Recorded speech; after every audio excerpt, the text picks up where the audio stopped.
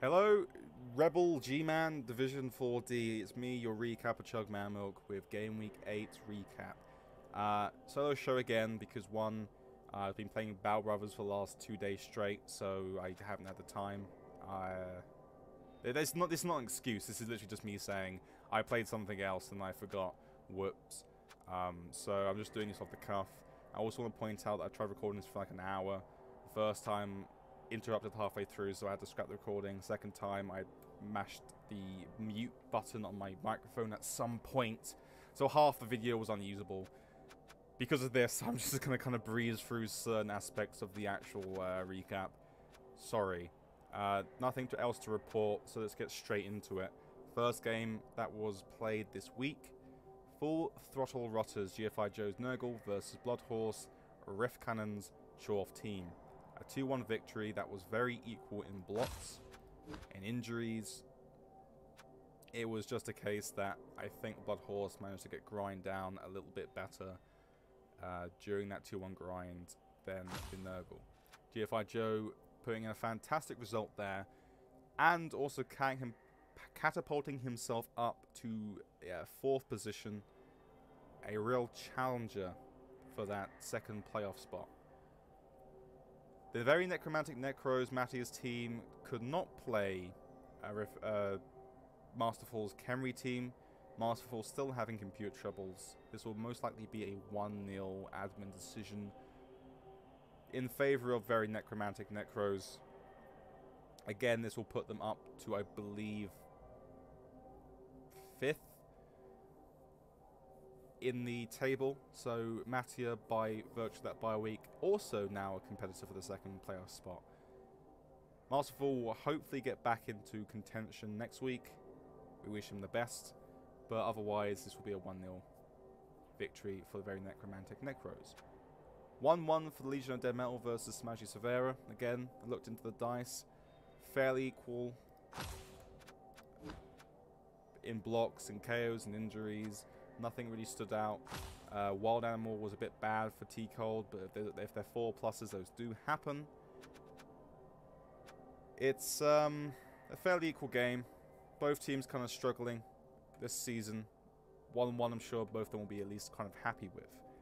Next game, a 2-1 victory for Rambunctious Rebels, Rave God's Dark Elf team versus Yusarian Skaven. Yusarian couldn't get the injuries in this game, it looks like. Dark Elves kind of did manage to. Yusarian had some bad dice here and there. It's unfortunate. Yusarian was really one of the contenders in the first half of the season, doing fantastic with a team that was still in their rebuilding season, I would say. Not to say Yusarian's out completely of contention, but this is a massive blow to him. He is now, I believe, 5th. And he'll lose that spot once the admin decision comes in, so he'll be going into the 6th. Still in it, but harder lines for the poor Skaven. Whilst Rave God's putting in a very strong performance this week and the last few weeks to get mid-table. He's not out of second playoff spot either, contention. But well done for taking what is a ramp-up team to get some pretty respectable results against some more veterans and seasoned teams in this division. A 2-1 victory there for Mirkwood Athletic, I believe, which is another ramp-up team versus Mark and Nurgle.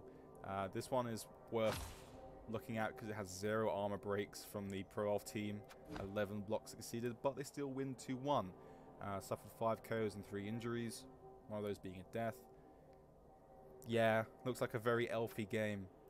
Fantastic result there for Mirkwood Athletic. Wheelie has been having a bit of a hard season. I think underlined by kind of unfortunately losing out on a win when he played me and he faced that 4-4 game.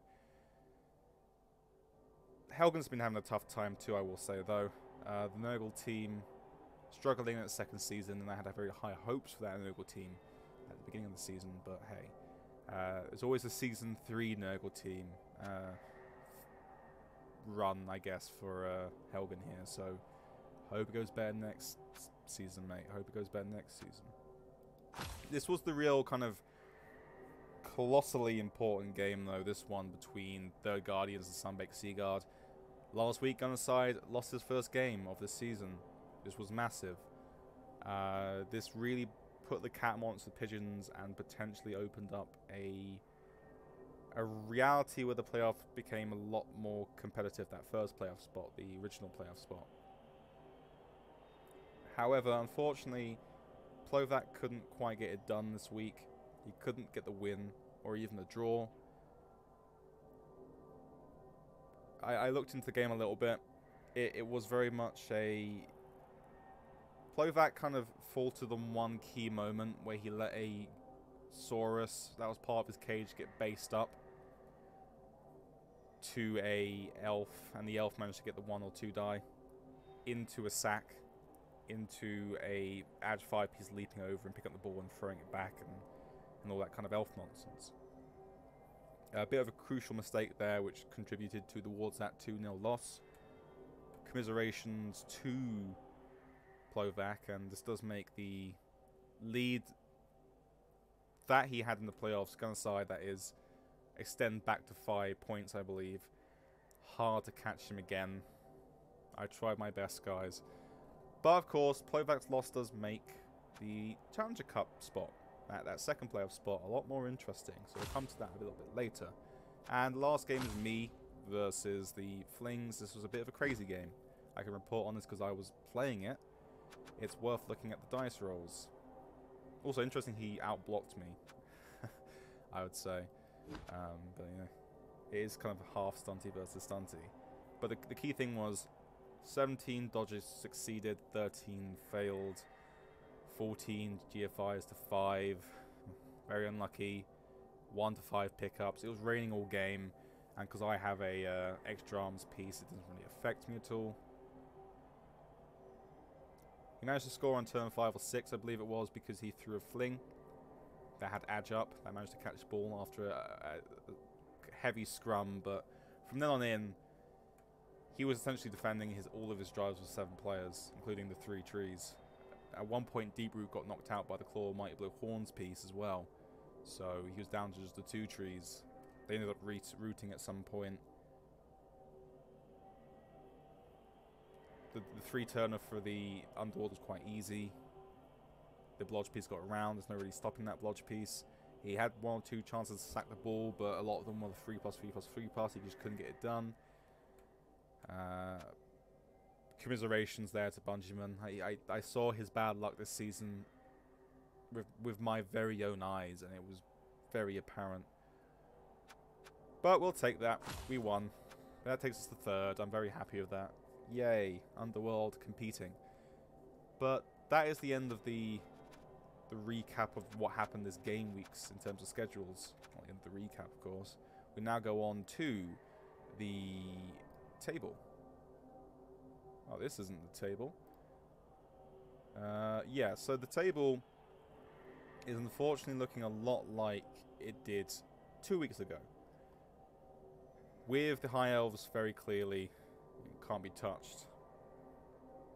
5 points between them and Plovak. 6 points between me. There is a world where Gunnerside loses 2 or 3 games on a trot, but it's not a world that I'm really acquainted with. However, 3 teams are very close to one another in terms of the second playoff spot. And Usarian, Masterful, Rave God, Mattia as well, because Mattia now will be going up to that 5th spot, I believe. All of those teams have a fantastic chance to potentially get that second playoff spot. So with Plovak's loss, that's massive. I guess in a way that it's sad that the playoffs won't become more competitive, but Plovak losing at least has the flip side of making something else, another competition, more competitive. So hooray. In terms of the prediction model, I want to point out that I got this kind of wrong last time. I thought we had 2 Challenger Cup spots. We don't. We have 1. That's the drawback of being in Division 4, which means that this is the accurate version, or semi-accurate, considering we still have teams that haven't been played yet. It's like a 92% chance for the Sunbaked Seaguard to go somewhere in terms of playoffs or second playoffs. I don't see a world where they don't get something. But with a 33% chance of going to something for the Guardians, 23% for the Glart Death Grips Jr., 17% for Full Throttle Rotters, and you know, there are definitely these 3 teams below Sunbaked Seagull that have a very exciting season ahead, and that's not to say that perhaps Scallywags or Blood on Sand or Rambunctious Rebels or very Necromantic Necros can't do anything still. They can have fantastic ends of season. We have to wait, so you guys are very much in it still. Only really for Smashy Severa, Mirkwood, Captain Burns, Stunty Seaman, and realistically Mark and Nurgle and Legion of Dead Metal is the season kind of over, quote unquote, in terms of at least competing for those top spots. But as I say, this sort of match between everyone else and Plovak's Third Guardians will be a very exciting one in the upcoming game weeks. Back to Blood Bowl though. Now, in terms of what the teams got this week, it was a very boring week. Not a lot of people got any level ups at all. I think 4 teams got level ups. Rift Cannon was the first team to get level up. He got a Rackle piece. Pretty good. Hobgoblins 7337. They have now the protection to wrestle.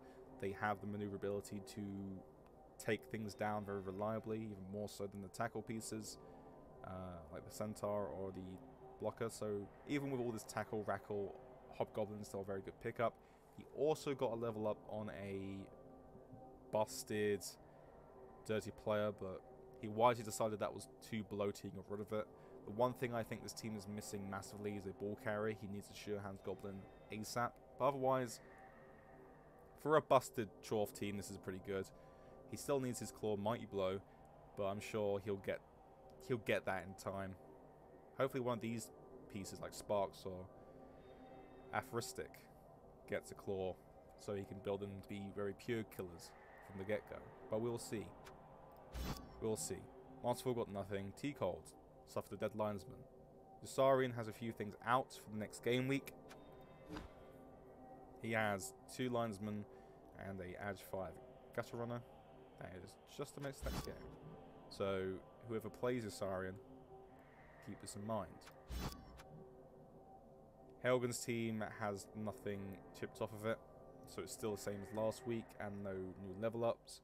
Gunnerside's team is back to its former glory, so it has its Mighty Blow, Blodge, Sidestep, Tackle, Blitzer back. 12 men, solid.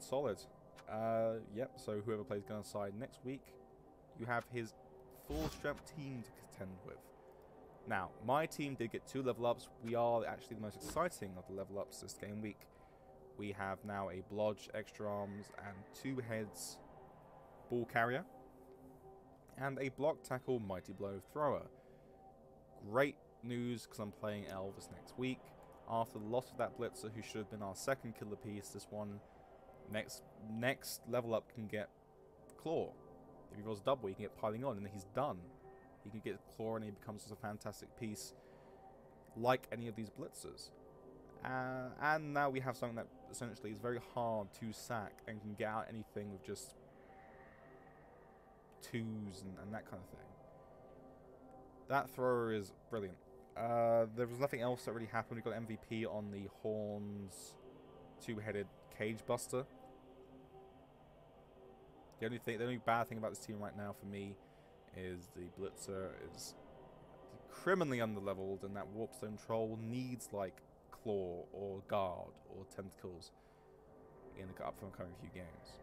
Hopefully we can get that at some point. Hopefully he gets an MVP. But yeah, pretty good level ups there. Nothing for Bungee-Man. Bungee-Man's team is pretty much intact. Plovak's team I'll look at just because it's good. It's missing a single skink, but otherwise it is completely unchanged from last game week. Yep, nothing else to report. And now these 3 teams are all things that have had something happen to it. So we don't think got a level up. I don't think he got level up, but he did lose his Edge Leap Blodge Catcher. A bit of a massive loss for Wheelies. My heart goes out to you. But this is still a fairly healthy Pro Elf team. Again, my one recommendation for Wheelie would be get rid of that niggled linesman. It shouldn't exist. There's no reason to. You have enough money to get a bench even. So, for the next game week, that is. So get rid of that as soon as you can. Otherwise, for a ramp-up team, I believe it was a ramp-up team. It's pretty solid. It's still pretty solid even with the loss of that catcher. Hopefully the movement 9 develops into something even better than just movement 9. Rave God did get 1 level up. Garakus Baboof got Dodge. Lodge is always nice, it's always welcome. He also got a second Witch Elf, I believe. This team looks pretty good. One thing I'd say is a lot of its level ups are kind of disparate. So a lot of things have level 2s. Not a lot of star players apart from that one Blitzer, Jacques Roux. My only criticism I would say of this team really though is that 2 Witch Shells when neither of them have any level ups is a little bit jumping the gun for me. You give away a lot because of that without really getting too much in return. But I guess you could level technically both of them up in a game, so not the worst mistake in the world, but I would definitely have waited on one of those. But a solid Dark Elf team. It has a bench, which is pretty nice. Has like a strength up, it has a guard, it has a bunch of pieces that become, in the future, pet projects for Rave God to level up. So, for a ramp-up team as well, this is a ramp-up team, I believe. Solid second season. GFI Joy got 1 level up, but it was a very big one. He got that wrestle piece, he gave it Adjup. Meaning that as a Sacker that it will become when it gets its tackle and gets its strip ball. And gets 2 heads even. If it gets 2 heads, that's effectively an Edge 5 piece on dodges. And loose cages will tremble in fear, but even not loose cages, even like tight X cages, reasonably there is a chance for him to dodge into those and get a decent result. This team is looking solid. It's starting for me to reach / surpass Helgen's team.